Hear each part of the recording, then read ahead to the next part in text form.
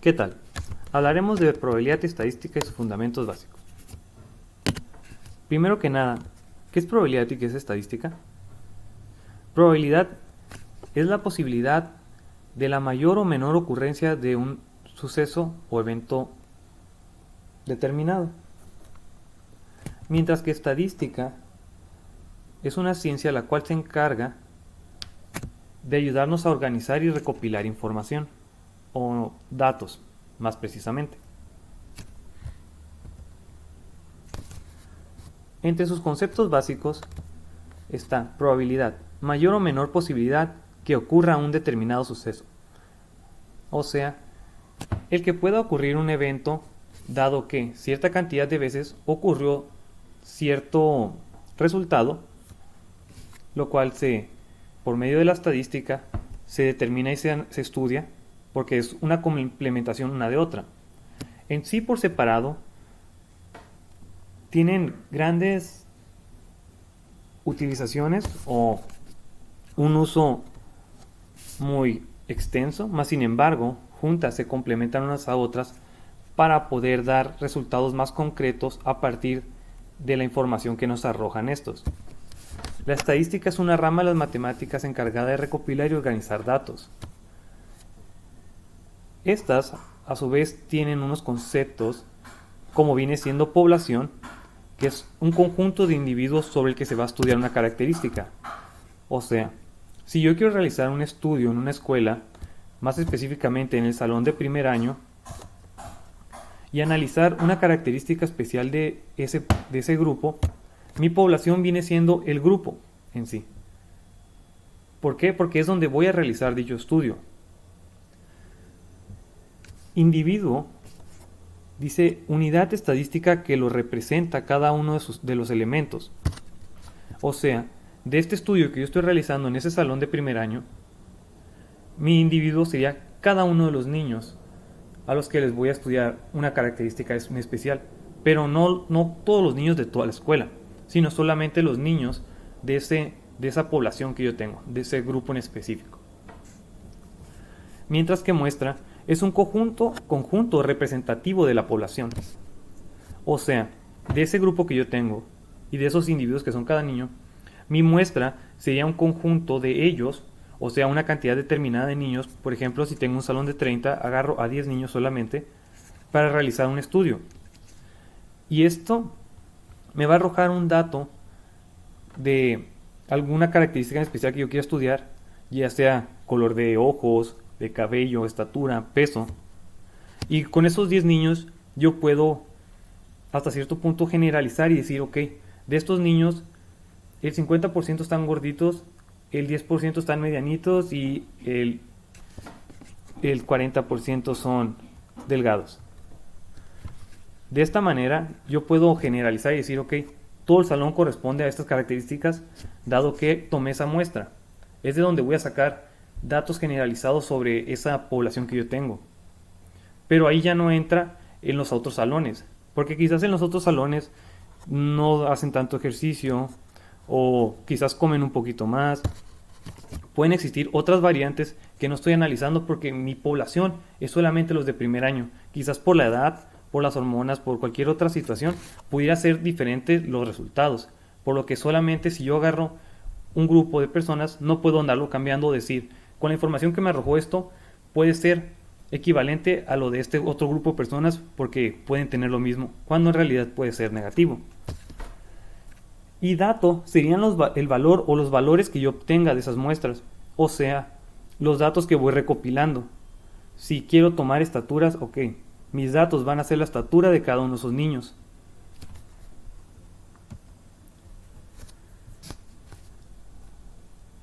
Enseguida, una pequeña línea del tiempo donde nos va diciendo más o menos en qué épocas o en qué año se tienen registros previos de la estadística y del cómo fue influyendo en ciertos factores de las culturas. Por ejemplo, en el año 3000 a.C., los babilonios usaban tablillas de arcilla para llevar el conteo del ganado y producción agrícola. Gracias a esto, Ellos pudieron organizarse de una mejor manera, quizás para sobrevivir con lo que tenían, racionalizándolo, pero de no ser así, si no sabían cuánto tenían, si no sabían qué era lo que poseían, no iban a saber qué es lo que podían hacer o cómo podían limitarse para no sufrir hambres, para no sufrir algún problema con las cosechas o con el ganado. Y de esta manera es como esa parte, el contabilizar, el llevar esa estadística de qué era lo que llevaban o qué era lo que tenían, los ayudó a llevar un mejor estilo de vida comparado como si nos hiciera. Los egipcios y su gran dedicación a la realización de censos y contabilización de población surgieron e incluso tenían a una diosa que era Safkit, la cual era la diosa de los libros y las cuentas. Los egipcios, al momento de que realizaban estos censos, ellos podían saber qué cantidad de personas había, o en ese caso esclavos tenían, para poder realizar sus pirámides o realizar algunas tareas que ellos requerían tener ese control de personas, para saber si eran demasiadas o eran pocas, si quizás pudieran los egipcios, al ser los esclavos, al ser bastantes, pudieran llegar a rebelarse contra ellos si se multiplicaban o si eran demasiados para que ellos los pudieran tener controlados. En China se realizaban censos ordenados por el emperador en el año 2600 a.C. En uno de los libros de la Biblia, aproximadamente en el año 1600 a.C., en el libro Pentateuco de la Biblia, se menciona que después del escape de Egipto, Moisés realizó un censo debido a que esto era lo que se le encomendaba. Que después de haber salido de Egipto, él realizara un censo. En Roma, cerca del año 500 a.C., se realizaban censos para conocer la población existente en aquel entonces, para saber cuántas personas había en las ciudades y si era conveniente. En el año 762 después de Cristo, Carlomagno ordenó la creación de un registro y contabilización de sus bienes. Él quería saber qué era lo que poseía y qué era lo que estaba bajo su poder. Por eso él ordenó realizar esto. Y ahí es donde ya inician un tipo de registros similar a los que se realizan hoy en día, los cuales se dedican a realizar censos de población para saber cuántas personas hay en cada ciudad, cuántos bienes materiales tienen, cuál es el valor en sí de las tierras, ya que esto es lo que nos ayuda al llevar esa estadística de qué es lo que se tiene y cuánto cuesta, para saber, ok, este territorio vale tanto debido a los bienes que tiene, los bienes materiales, los bienes naturales, como pueden ser tierras para cultivo, agua dulce que puedan tener cerca. Esto ya incrementa ciertos valores, pero para eso se ocupa realizar esa contabilización, esa cuenta de qué es lo que hay y qué es lo que no, para determinar un valor a veces en las tierras. Cerca del año 1066, después de la conquista normanda, se elaboró un catastro considerado el primero en Europa. Este trata de un registro administrativo de los bienes inmuebles que tiene una población, para saber, ahora sí bien, qué es lo que tienen. Si tienen muchas casas, si valen mucho, si qué tipo de valor es el que tiene la tierra, como lo expliqué anteriormente.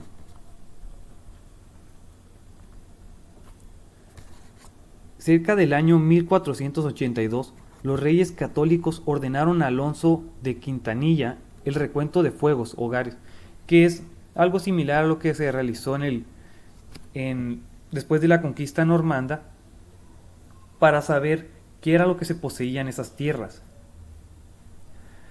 Esto viene siendo brevemente los registros previos que se tienen de estadísticas o conteos hechos, registros que se realizaron en esos tiempos para llevar una especie de control y obtener un poco de información al respecto de qué era lo que podían manejar o qué era lo que poseían. enseguida ya habla un poco más de eventos un poco más actuales, por así decirlo, o que influyeron un poco más en lo que ya fue un desarrollo más, más agravado de lo que es la estadística y la probabilidad. Por ejemplo, en 1662, John Brown realizó la publicación de un tratado en el cual da a conocer cifras sobre nacimientos y defunciones ocurridas en un periodo dado. No se había dado cuenta que ya habían hecho dos personas más trabajos similares, más sin embargo, se consideró como uno de los primeros trabajos estadísticos serios de esa época, ya que anteriormente no se les tomaba como gran importancia.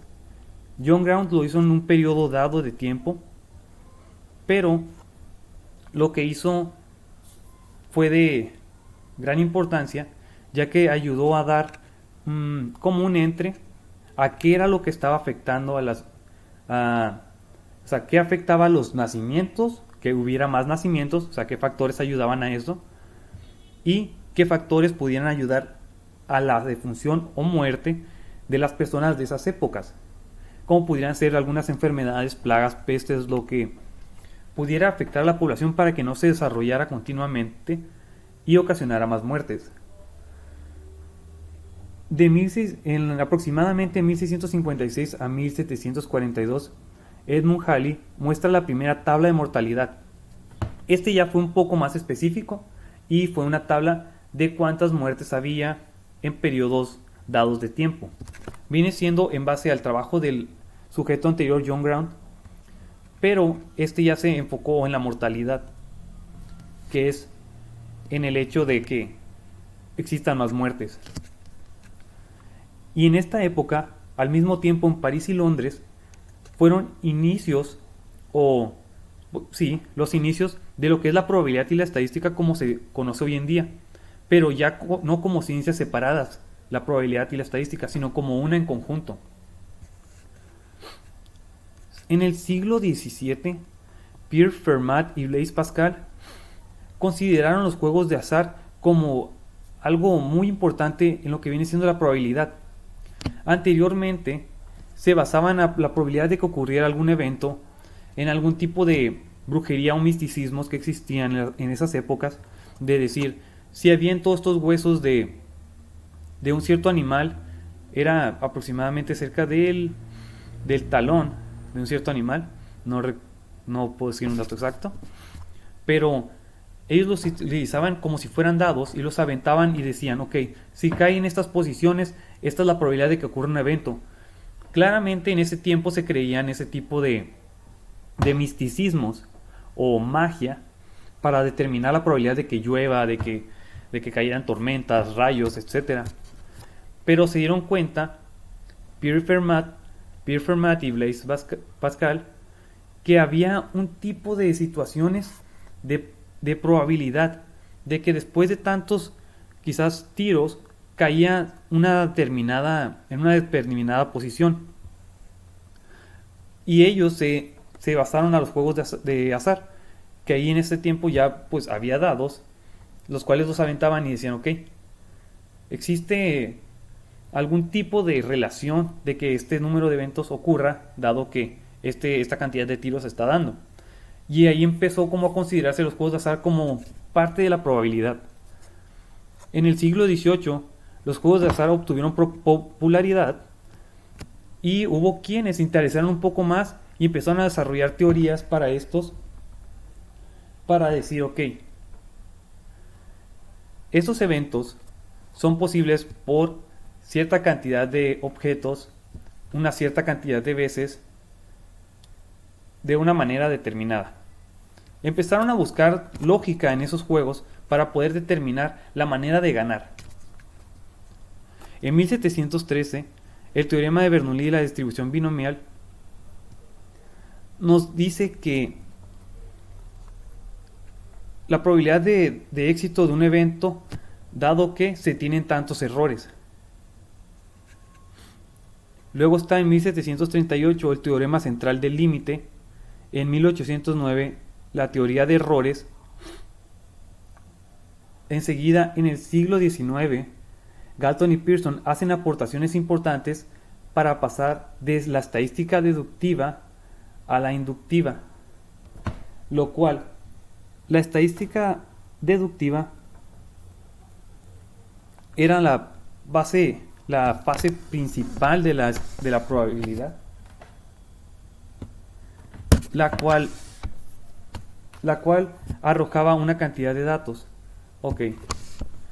De una n cantidad de eventos o sucesos, yo puedo deducir que dentro de 15 días va a llover, dado que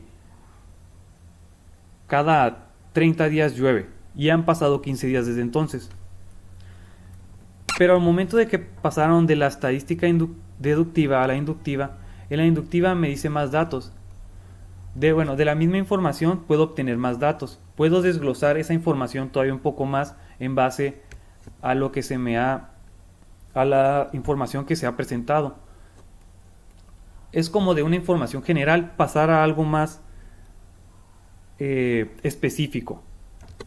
Ok, si en 15 días llueve, significa que en 15 días más va a llover, significa que para ese entonces han pasado 30 días, significa que va a ser el inicio de la temporada de lluvias y va a durar tantos días, dado que, y así poco a poco se va desglosando la información más en base a un dato general.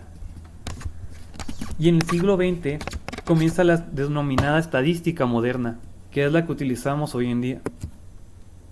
Pero antes, Mendel, en el siglo XIX, propuso la teoría de la herencia genética, que va en una serie de probabilidades dado los genes de ciertas personas, porque los padres al momento de tener hijos no siempre sus hijos salen iguales a ellos o todos tienen las mismas características similares a ellos. Algunos heredan quizás el mismo color de ojos que uno de los dos padres, o el tamaño de las orejas, o el color de cabello, o el tipo de cabello. Él se enfocó en esto diciendo que, dado que un padre tiene ciertas características, existe la probabilidad de que se le herede o no a uno de los hijos, o quizás no en esa siguiente generación, sino la generación siguiente a sus hijos, que venían siendo los nietos, pudieran sí heredar eso, y del cómo puede o no ser un evento de ocurrencia en una determinada cantidad de generaciones.